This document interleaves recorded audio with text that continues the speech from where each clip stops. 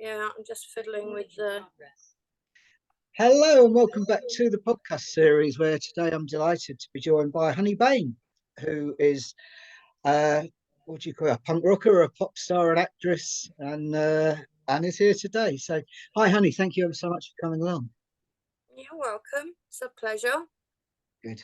Um is that how you think of yourself these days? Any of those things? Punk rocker, pop star, actress? A kind of some of all of that. Yeah. um, Sure. I'm still working. I'm still in the industry. Um, I'm making a new album in March next year with Penny Rimbaud. How are you? That's Yeah. Um, yeah, he invited me to make an album that will be released on his own label. So it's going to be a bit more avant-garde, a bit more out there. yeah. Some of my other stuff, but It's it's kind of a nice also, little full circle as well, isn't it, I suppose? yeah. I mean, if you think about it, some of what I've done in the past has been quite avant-garde. There's a couple of tracks on the last studio album I did that are quite avant-garde. So, Yeah. um, but I don't really know, like, until I start actually doing it, where it's going to go. Yeah. But I couldn't be working with a better person. I mean, I've known Penny since I was about 13, and Mm. he was my one of my biggest and most important mentors as a young teenager, and I learned a lot from him during the time I used to spend at our house. Yeah. Can we start there, perhaps, going back to when you were a teenager? Um, I gather you first kind of entered how do I put this? First entered the world of music, if you like, via Poison Girls, and that's when Fatal Microbes came together. Is that kind of roughly what happened? Um, yeah, I was. I'm still locked up at the time, but one of the staff who worked there was a friend of Poison Girls, and they had a meeting to see if I would be allowed to, with him escorting me to go and meet them and talk about music. I pretty much went straight into a rehearsal room, and initially I was like kind of playing bass and singing, um, but then we got a bass player because I wanted to just be a vocalist, because I wanted to be able to freely perform um, at that time. And so they put out the 12-inch with the shared Poison Girls and us. But Violence Grows did so well that they very quickly put out a single which was just had us on it. And probably not so long after that, I we did one little gig at Epping Hall. It was the only one that we did with the original lineup, and a couple of the people from Crass were there. I didn't know them at the time, but that's when I came to know them. Mm. And yeah, it was before Violence Grows. It was when we were in our very early stages of putting some songs together. And you were remarkably young at this point. Yeah, I was, I think, 13 or almost 13 when I wrote Violence Grows, and the other two songs, and it was because I wasn't allowed to have an opinion about. It was something on the news, and to do with violence. I think it was to do with football hooliganism at the time, Mm. and I had something to say about it, and then I was kind of shut up by one of the very matronly kind of woman that was there, and told that I was too young to have an opinion. And so then I went and wrote Violence Grows, and I handed it to her, and she read it, and she was like, "Oh, this is so creative. Um, oh, you should do more of this," and blah blah blah. And all of a sudden, like, she got it, but it took me writing that for that to happen. When you were say you So, were locked up, what's all that about? um, I got put in care when I was 11, and yeah, I just turned 11, and I got sent to like lots of different places, and I would constantly run away from everywhere. And they thought that if they put me in what at the time was the most secure, um, basically a child's prison, for kids that were too young to go to prison. So there was kids there for like murder and arson and stuff like that. But they Gee. were, when they would get to 18, they would then go to prison. But I was there because they thought it would stop me from running away. But it didn't. I escaped from the most secure part of the building, from one of the cells, 2 weeks after I arrived there, and that had never happened before. So that was Sounds like quite nice. some old World War II film, like The Great Escape or Cold my my whole life like reads like fiction. I think if I wrote a book, nobody would believe me. Really? Mm. It's because I've done so many different things. I've been in so many different situations. I've lived in so many different places. Um, yeah, I just this in the past few years, I've done a couple of independent films, and I did Judge Rinder with a friend of mine. I saw you on that. Did you? Yeah, That was yeah, quite not funny. somewhere I expected to see you, I suppose, but yeah, that's pretty mad. Um, I'd known her for many years, and yeah, she it really was all wanted about to go on breaking it. something, wasn't it? And there was a glass of wine involved or whatever. Yeah. Um, Violence Grows. It's astonishing that you wrote it at that age. It just seems like a much older head that Yeah, I wrote that definitely had an song. older head.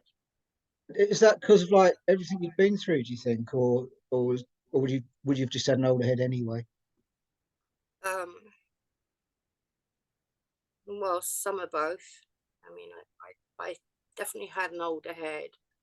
Um, I understood a lot about life from a very early age, um, and I knew what I wanted to do with my life, and nothing was going to stop that from happening. Um, but there were things that got in the way for a while, like these different homes. Um, but when I gained enough public support after I'd run away and did the enemy interview and stuff, um, I went back shortly after that of my own accord, because I knew that I would run away again. But it was interesting to go back for a couple of weeks because their phones would not stop ringing, and they were getting so stressed out, um, because it was just all these newspapers wanting to interview me. And in the end, they let the Brentwood Gazette come and do an interview. And I think the last question they asked me was I going to run away again? And I just said, well, you'll have to wait and see. And then the next day I was gone. And really, they didn't want me back after that, because it was way too much attention on them, because there was a lot of very abusive staff and a lot of bad things that happened there, to various people. So um, they didn't want that much prying into how their system worked. So Violence Grows is out as a record, and you've but you're still in this place at the same time. Is that how it worked? Um, yeah, initially, but I got moved to a less secure unit. Like, there was 3 units there, so I was in the top secure unit when I recorded it and everything. And then it took a while before they were allowed to release it, because the home were concerned that I was going to basically blow up like I did, and they didn't want that attention. But in the end, they let it be. They moved me into like medium secure unit, so it was still locked, but I could get to go out more with staff, which would all give me an opportunity to run away. Um, and after I ran away the last time, I knew that that was it. That's why I put a new band together, a new Fatal Microbes, and started gigging around the country. I hid out and did interviews with Sounds and other music papers, and I wanted to get social services off my back, and I called the head of social services, and I went there for a meeting with them and the director of this youth treatment centre, and he just said what he had to say, which was like, oh, well, we'd really like you to come back, if you want to. And I said, well, I don't. I'm not coming back. And I said to the social worker, I said, you need to just let me go. I've got a band, I'm making money, I'm doing my own thing, I can take care of myself, and I don't need anybody. And they just said, yeah, because it would have been so bad for them if they had forced me to go back at that time. Mm, mm. They just would have made things blow up even more. Um, so they were like, oh, okay. And the woman was like, well, when you do Top of the Pops one day, make sure you call me. I was like, okay. So And of course, you did do Top of the Pops one day, didn't you? So that's pretty bad. yeah, I said when I was in the top secure unit, I was saying I'm going to be on Top of the Pops by the time I'm 16, and everybody took the piss out of me, including some of the staff. And a lot of the kids were like, oh, you're not going to do that. You'll never be a singer. You're just going to be in like prison your whole life. You're going to be in and out of prisons and stuff like that. And I said, you'll see. So I don't know how I knew, but I knew that because it never entered my mind that I wouldn't, or it never entered my mind that I couldn't just walk into NME and insist that they give me an interview, which they did. And yeah, I think because I was very naive and I didn't know how the business worked, I didn't have any adults looking after me. So yeah, I was just my own boss, making my own decisions. So Um, where were you living at this point then, when you weren't at the home or whatever you'd call the place? all over the place. I mean, there was a few times early on when I didn't have it anywhere to stay. I was like literally walking the streets or on a bench at Liverpool Street Station. Um, but when I got to know Jimmy Percy and John Lydon, I would spend kind of half my time at Jimmy's and half my time at John's, and they were like arch enemies, and always arguing about, you know, over me and where I should be. um, but I don't know, I see this written a lot that Jimmy Percy was my manager. He was never my manager. Um, he introduced me to his manager, and so that was my management when I was 15. Um, Were there yeah. legal complications in you being under 18 with all this man having a manager and putting out records and stuff? Um, no. My mom had to come and like sign something. Um, but I don't know what it was. It was some legal thing. And then because I was 16 when I signed to EMI, um, I signed to them on my 16th birthday, and my mum was there, and like she had to kind of sign it. Um, Okay, yeah. so yeah, I mean, we hadn't had a lot of contact, but um, she did do that for me. How did you meet John Lydon and Jimmy Percy then? Was that through the music business? It was bizarre. One day I was in Leighton in London with a friend, and I was bored, and I was like, "Oh, let's go and just hitch a lift somewhere." And she was like, "Where?" And I said, "I don't know, just wherever, like to see where we end up." And we ended up being dropped off in Hersham. Um, and when we got out of the car, walked a few paces down the road, there was all these yells from the other side of the road, and it was Menzies and Jimmy Percy kicking around football. And they came over there, and then Jimmy insisted that I stay in the flat above the betting shop with the Angelic Upstarts. But then he would send a car for me to take me to his friend Jimmy Edwards. Um, and he kind of babysat me, if you like, um, during the day. But it was good because he got me away from the upstarts who were quite annoying at that age. But they had the same management as well.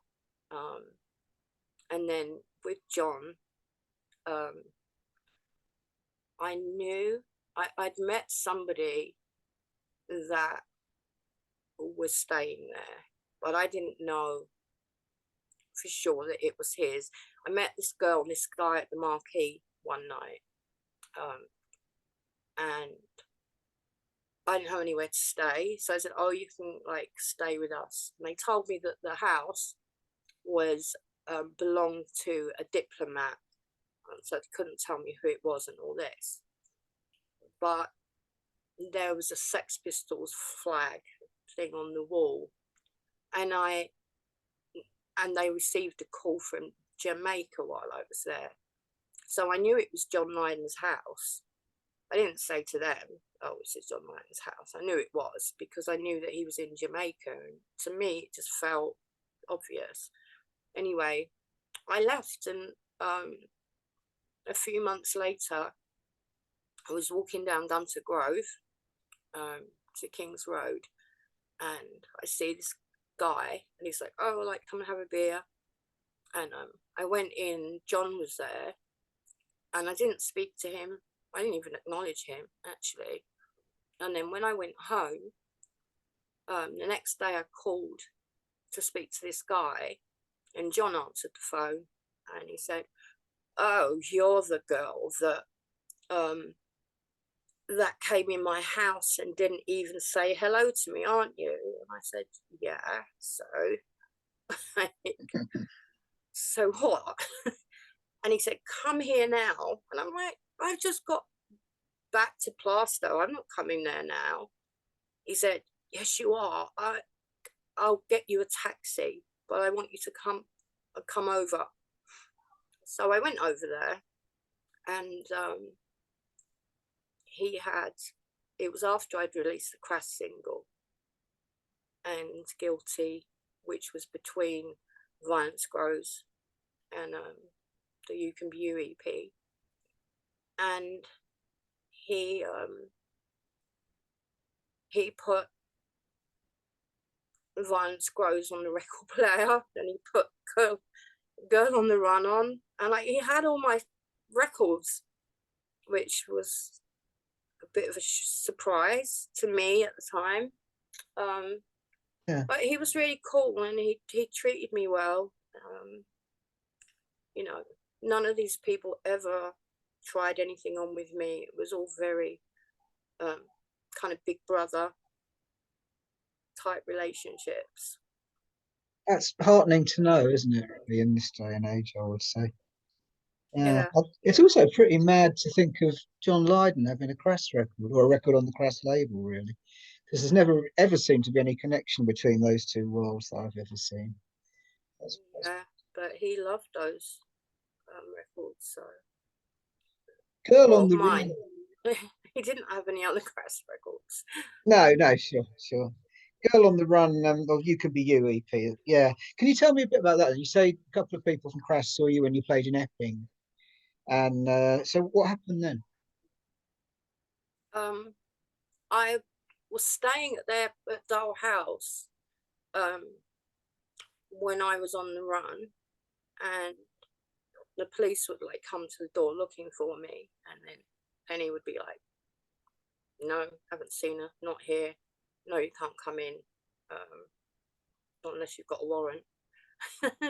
And I'd be sat in the next room, and um, so anyway, I'd written "Girl on the Run" and these other two songs, and they asked me if I wanted to put a record out on their label, and they would be my backing band. And so we started rehearsing the songs, and then we went and recorded them, and released it while I was still officially on the run.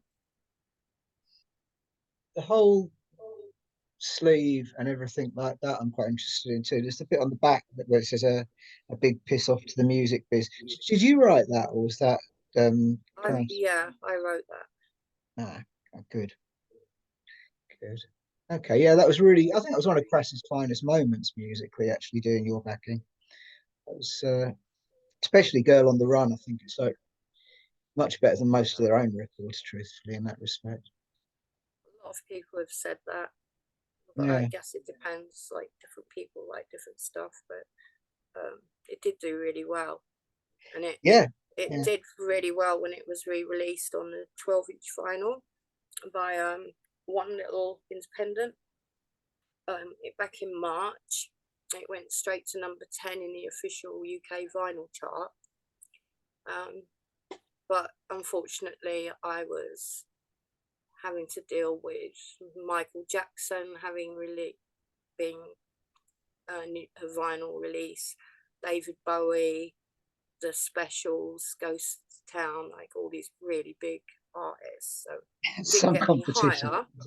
Yeah. Yeah, but I was kind of surprised that, you know, that with all that competition, that even went to number 10. But It must be nice just to be able to mention yourself in the same breath of those people, really, I think, because you're talking about proper massive pop stars there, aren't you? So, but, yeah, that's pretty incredible. So, did you ever do any gigs around that time? Because Fatal Microbes did some gigs, but was there any was there any Honey Bane gigs?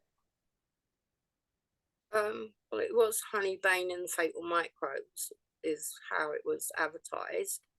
Right. Um, and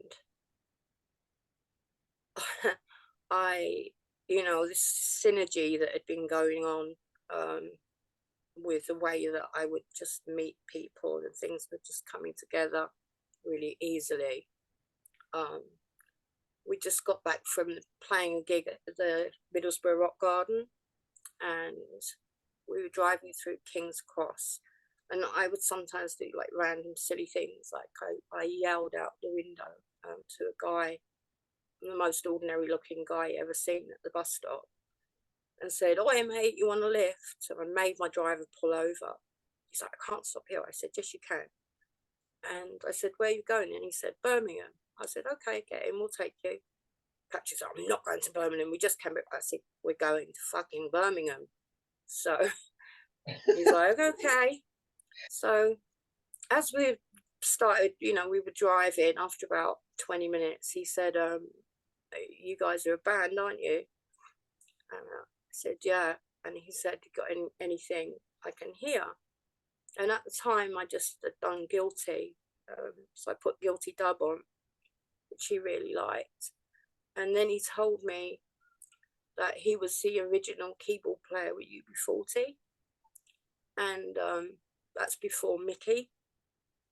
And that as I was taking him to Birmingham, he was going to introduce me to Ali Campbell because they had a tour coming up. He said, I can't promise you anything. He said, because I don't know if they've already got a support band.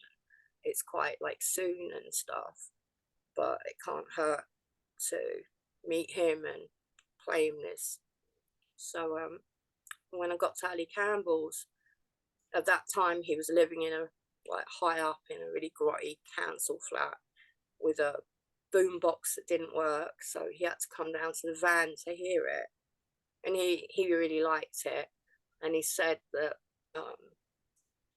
he would have to talk to his manager about the tour because there was a band that had offered them a £5,000 buy-on for the tour, and he didn't know if anything had been agreed, and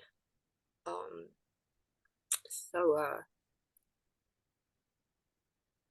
yeah, but he said he would talk to him anyway, and he said, to be honest, he said, you know, I would much rather like have somebody like you with us than, you know, somebody that buys on.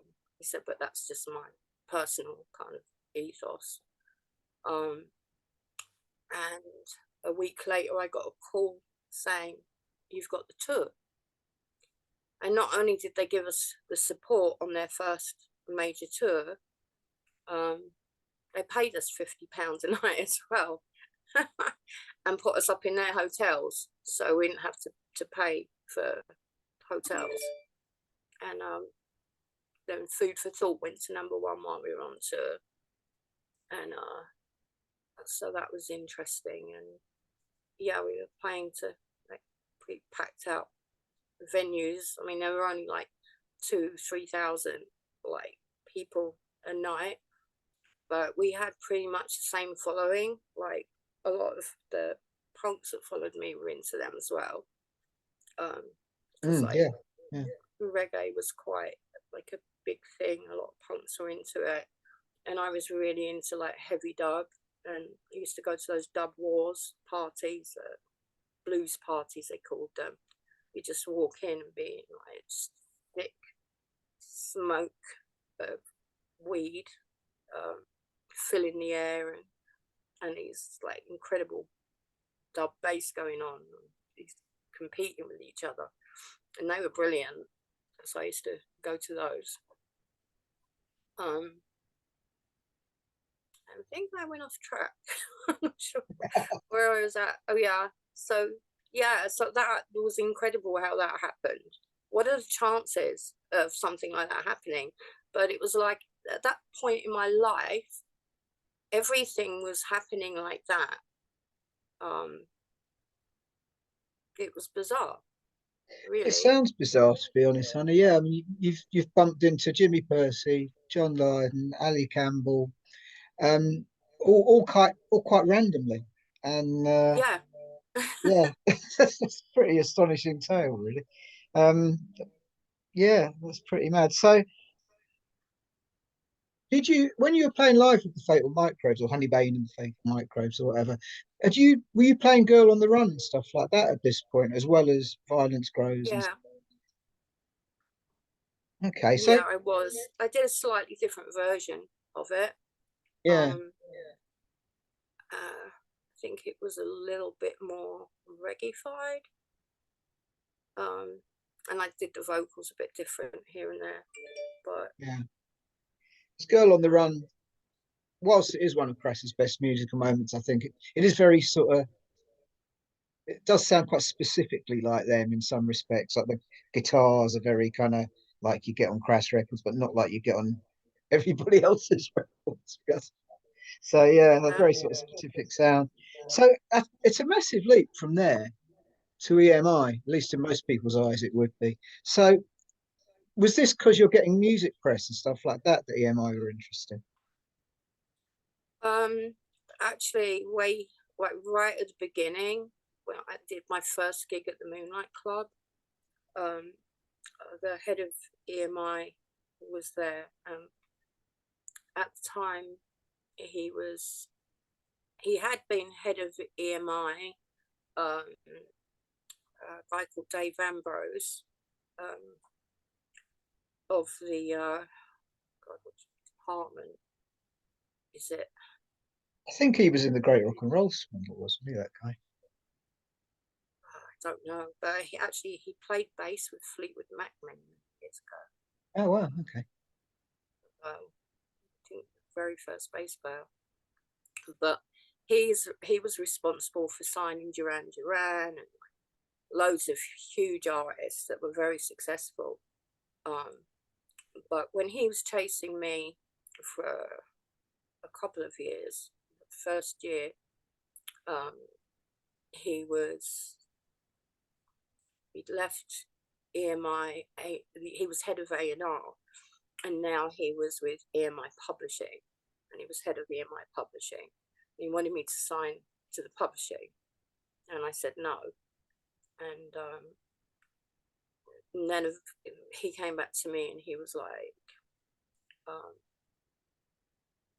"How about sign to EMI Records and EMI Publishing?" And I was like, "No, I'll sign to the label because I thought it was going to allow me to continue on the path I was on, which was already successful at that point. But I wasn't going to give. I can't remember who advised me. I mean, John told me. There's my door. Can you wait 1 second? No problem. Okay, It'll just be Amazon Fresh in a minute, I think. That was my medication. okay. So where was I? You talking about signing to EMI and not wanting to, essentially. Oh, John had said to me, "Do not sign to EMI," but I didn't listen to anybody. Um, I always made up my own mind about things. But the one bit of advice I did take was not sign to the same publishing company as record label. So I ended up signing a publishing deal with Zomba Music, and then,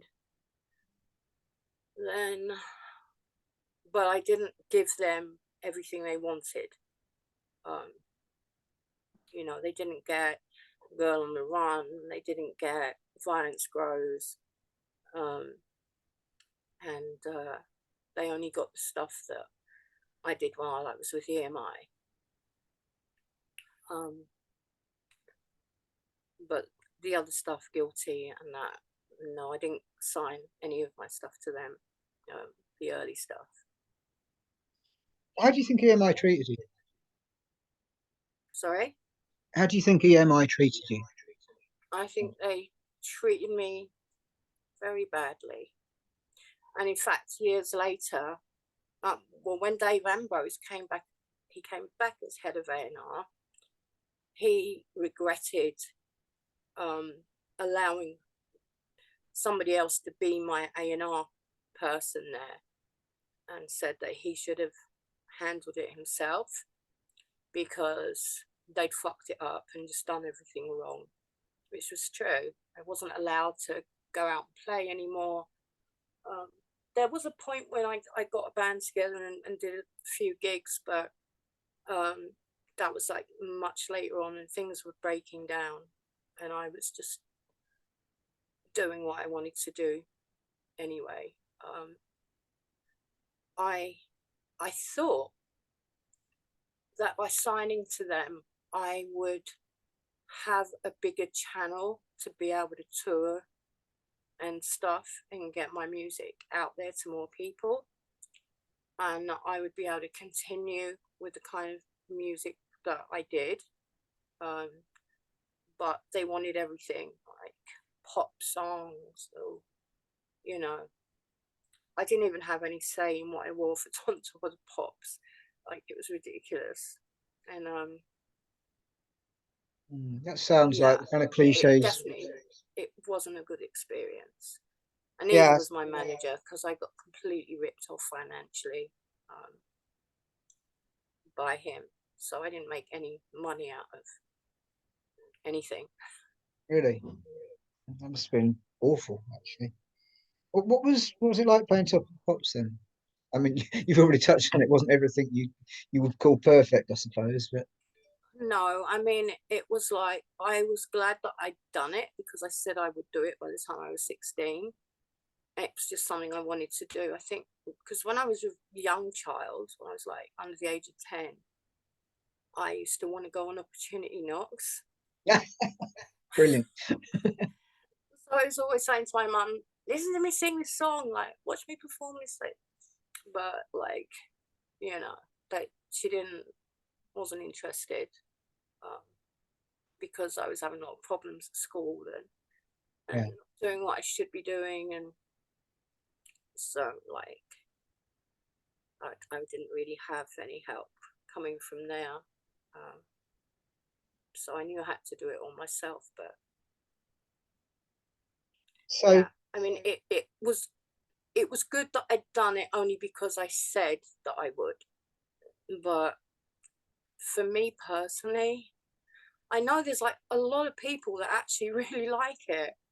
And I have people that have told me that, they went out and bought red Max like that, which I bloody hated that thing. That's not what I wanted to wear. And, so I have to appreciate that some of my fans that are still with me now didn't come to know me until I'd been on Top of the Pops. And then I've mm, got others that have been with me right since the beginning. I still have like this really loyal fan base, which is nice. And with the advent of the internet and everything, it's enabled me to really get to know a lot of my fans on a personal level. Um, and yeah, I do talk to them, answer their messages and so stuff who like was that. it told you what to wear on Top of the Pops then? Something to do with my manager, and he apparently gave Jimmy his £50 to go out and buy me some clothes. So I was already at Top of the Pop studio, and I had what I wanted to wear. And he came back with this bunch of old crap, um, you know, and that's what I ended up wearing. And I was really pissed off. Um, Mm, and Jimmy gave me some hash, and I ate quite a large piece of it before, and I was practically passed out when they came to get me to go stage. Yeah, they had to call me a few times, but yeah, I just went on and done it. And it was interesting because it was Spandau Ballet's first time on Top of the Pops, all right. and we both recorded our singles at the same time in the same studio, at Trident. No, it was at the was it the Marquee Studios? No, it was Trident Studios. There was one upstairs and one downstairs, and they were in the downstairs studio, and I was in the upstairs. So we'd meet in the living room. So I got to know that. Mm, I go to some of their other studio sessions. all right. A lot of stuff I've read or seen on YouTube or whatever about punk bands playing Top of the Pops, they they seem to have often felt quite out of place and quite phased by it all. Did you feel like that? Um, Only because I was quite stoned, really, and because I wasn't Yeah, comfortable with what I was wearing. yeah, sure. Um, and being as young as I was, like, those things are like really important when you're 16, you know, Yeah, yeah. like your appearance and all of that stuff. So when you're forced to do something you said you're going to do, um, but you're not allowed to do it the way you want to. um it became all about this bloody red Mac, even when I did Tiswas. You did So Tiswas. Wow, wow. yeah, I was interviewed by Sally James on there, and they had the turn me on, turn me off in the kids' disco. Was that as much fun as it used to look on telly? Not really. Those flan things. Joe Dolce was on it as well. Remember that? What's the matter, you? Yeah, Hey, yeah, got yeah, to know respect. Shut up in your face. That one. yeah, yeah. And I had to flan him, and he had to flan me, and it was all just. But and that stuff was all like tasted like soap. It was like all soapy. Yeah. It really wasn't nice at all. I mean, you've But, come in touch with some people, haven't you? You're talking about being told what to wear and so on top of the pops, etc. At the time, I hope it's not too contentious to say that it seemed to me that you were being sort of presented as a bit of a sex symbol. Is that a fair comment? uh, yeah, I think that's what they were trying to do, and I was really uncomfortable with that at the time. Um, I really struggled with that a lot, Mm, and because I felt objectified, and by the industry, and it just didn't fit with who I was, as a person in my head. yeah. So that was just bullshit that belonged to them rather than to me. Yeah, it's a But sort of it's this massive chasm, isn't it, between sort of crass records and being presented like that, I suppose. It's a big gap between those two things, I suppose, on a kind of existential level, I guess. yeah, but it's quite good that I've been able to experience like both sides of the industry back then. Mm. From the independent side to the big label side, and then the uh, and now with like the internet and everything, and other stuff I've done since that I have been doing myself. I You don't need a major label now, do we? I mean, anyone can do anything they want, really, if Yeah. they choose to. Yeah, it's in many ways it's the war that we were trying to win at the time, I suppose, that or the victory we were trying to win at the time. But I do think it's not as great as we thought it would be at the same time, because you've got lots of bands now, haven't you? Anyone can put their track on YouTube, but quite often only 5 people might watch it. And I think that because things don't seem to coalesce so much now, you know, records just don't sell as much, basically. Yeah, they don't. I mean, back then when I did Turn Me On, Turn Me Off, um, I sold over 40,000 um records on the Crass label, um, and in those days to chart, you had to sell a lot of records. So when I did that, Turn Me On, Turn Me Off, uh, it had like I think it's like 64,000 pre-sales, um, and again, which is really odd. When I did Top of the Pops, I think Bowie, um, not he wasn't live, but he was like I know he was in the chart at the time, like high up, and as were Michael Jackson again. You know, I think Blondie had something out, um, and obviously these artists were gonna sell more than I was, Mm. um, but I've still got 2 singles in the British Book of Hit Singles. It's a Guinness Book of British Hit Singles. Ah, Yeah. yeah, yeah. That's certainly something to be proud of, I would say. Of course, what something we haven't talked about at all is the acting as well. How did that all start? Um, well, first of all, my manager, I was with, gosh, what are they called? Organisation for music.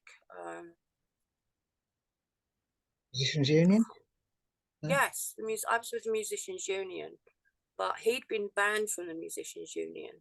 And to be able to perform on Top of the Pops, I either needed to be um, part of the Musicians Union, or I needed to be, um, I needed to have an equity card. So somehow he managed to get me an equity card so that I could do the performance. So that was really useful, as it turned out, because then um, this director, not director, this playwright contacted them, my manager, when I was 17, and wanted me to be in this play that he was going to have at the Arts Theatre in Leicester Square. And so that was the one with Richard Jobson. It was like a 4-person play. I think on the opening night we had Annie Lennox and David Essex and people like that. Oh, I would have been Came impressed to with see David it. Essex. Yeah, like I never really had like any crushes growing up, but I kind of had a little bit of one for David Essex. But I was only like 10. I think when Gonna Make You a Star came out, Right, yeah. and that inspired me as well. Like, yeah, I can do that. It's dated very well, David Essex, I reckon. When you see it on Top of the Fox 2 or something like that.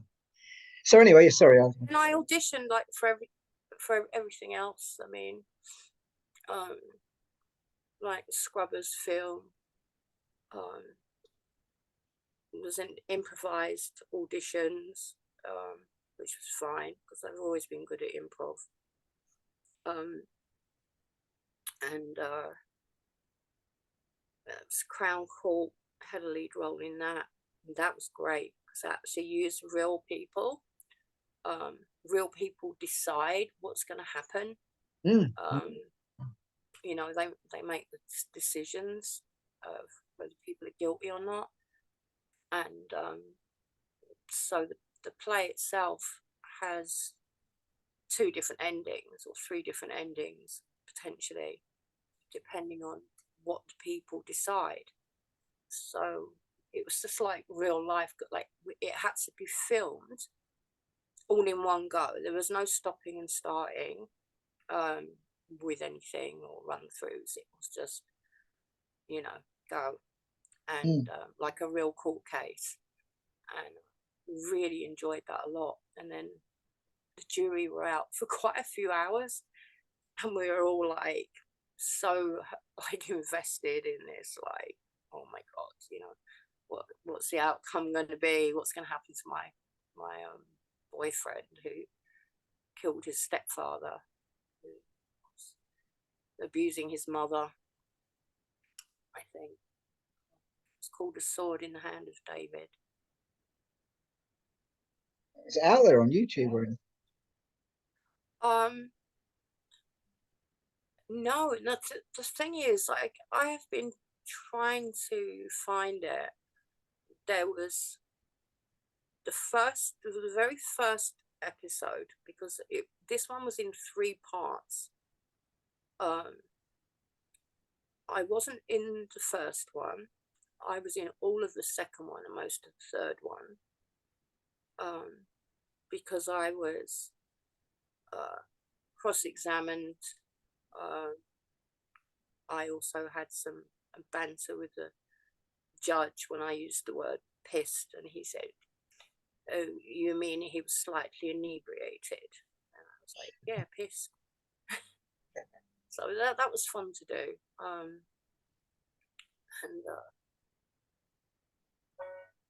yeah, I did some stuff.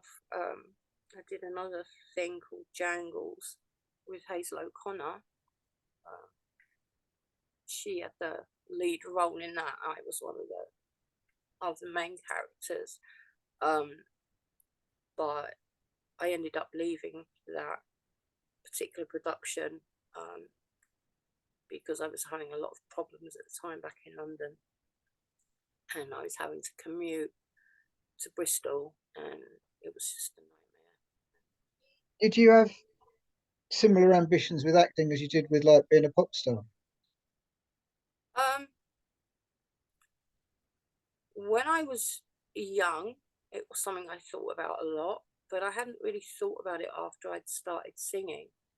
It just kind of fell on me, and then I found that actually it was something that I really enjoyed,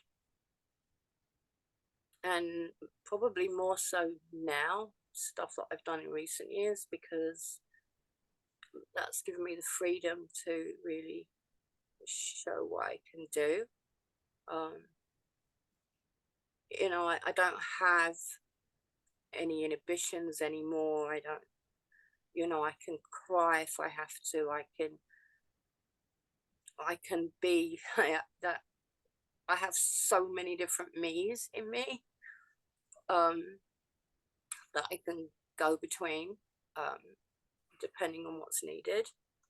And so, Do you still have ambitions with acting then? I mean, when I say ambitions, I mean, you know, what we used to call making it. um, yeah, um, yeah, because I'm really into like production and stuff like that, and writing. And I did a poetry recital, and I'd never done that before. I did that in October, um, and that went down really really well. Um, Reading so poetry. that yeah, it was like a static exhibition thing that was going on, and I did a poetry reading. It was one poem that I'd written back in February called My Beautiful Demon Inside, and it's like a 9-minute read. And yeah, so that it was just the one poem, but a lot of people came to see. It was only advertised on Instagram for 3 days that I was going to be doing that, but a lot of people turned up. But surprisingly, everybody who turned up, like between 18 and 25, so it was a very young audience, and they found it really relatable. you know, things mean different things to different people. I got a lot of really good feedback after. It must be gratifying to be able to appeal to people of that age group. So I think people of our generation, and I'm sure this goes back throughout history, people of our generation will be worrying that only our generation will get what we are going on about, perhaps. Yeah, yeah, maybe, So but what's your life like these days, son? What's a day in the life of Honey Bane? um, depends what it just depends. Um, Or a week or I a month? haven't, I haven't been that well recently. Um, so I've been spending a lot of time indoors and not really doing much.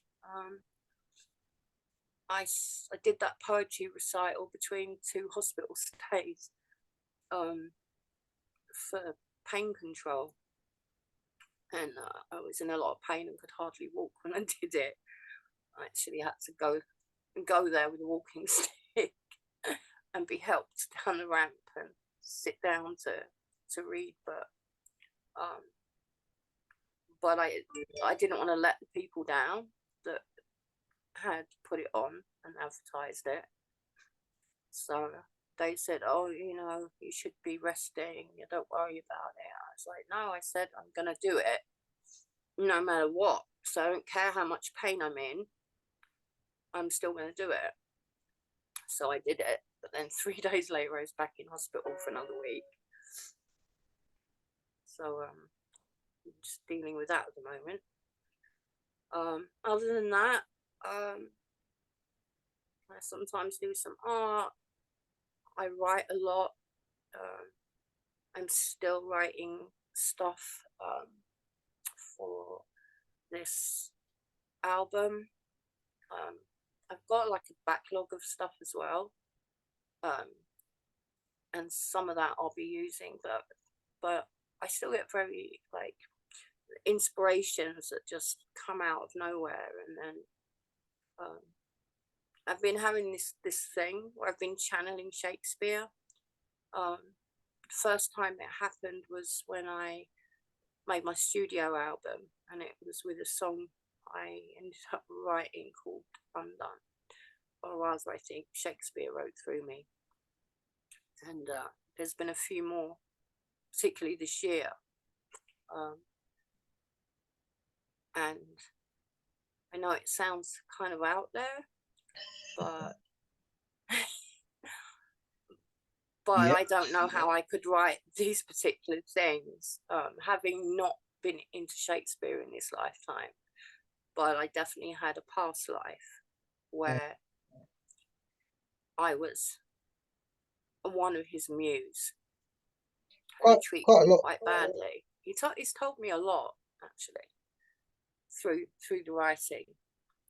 Yeah, you get quite a lot of people who describe the songwriting process as just sitting there and letting somebody else write it, almost just being the conduit. Yeah. Yeah, it is a lot like that. Do you have any plans to do gigs? Um, hmm, I do, but I need a band to do gigs, and I'm really having problems finding people that are reliable, that want to do it, that want to invest in, like, the cost of rehearsals and things like that. Um, I did a lot in the early 90s, but I didn't go out as Honey Bane because I was doing what I was doing to hone my own art as a singer. Um, and I'm satisfied with where I'm at with that now. Um, but yeah, if I can find the musicians, then I will be doing more gigs for sure. I hope you do. I hope you do, because you're a missing piece of the jigsaw, I think, in some respects, in terms of all these bands who've reformed, etc. Okay. Often who aren't as good as you, quite frankly. So um, I meant to ask you this question right at the start, and it's about the name Honey Bane, basically. Where did you get that Um, when I was 14, I remember sitting at a table, and people were finding out where I was, and I'd been receiving all this fan mail. And there was a girl, and she was asking me for money because she wanted to buy a furry yellow pencil case, but I didn't have any money. I didn't have any money at that point. Um, I didn't even have really a home or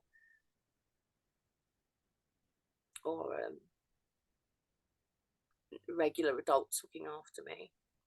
from? Soon after that, so honey, like, I felt like I had two very distinctive sides. I was nice, but I could be toxic as well. So Bane as in poison, and honey as in sweet. So it was just Okay. like just something that described who I was at the time, and still am, but I've got a lot more other things in between. Yeah. More honey and less Bane, Yeah, probably. hopefully. Cool. Okay. I think that's probably a pretty good place to leave it. There's an awful lot more we could have gone through, of course, as well. But that we've covered a lot of stuff. I had no idea you knew all those people. I've got to say that's you span so many different kind of areas in all that. which is really interesting. So I will, I'll stop the recording in a second, but I'll keep talking to you on Zoom afterwards just to thank you properly. So it just leaves me to say, Honey Bane, thank you so much for your time. It's been really, really interesting. You're welcome. Thank you for having me.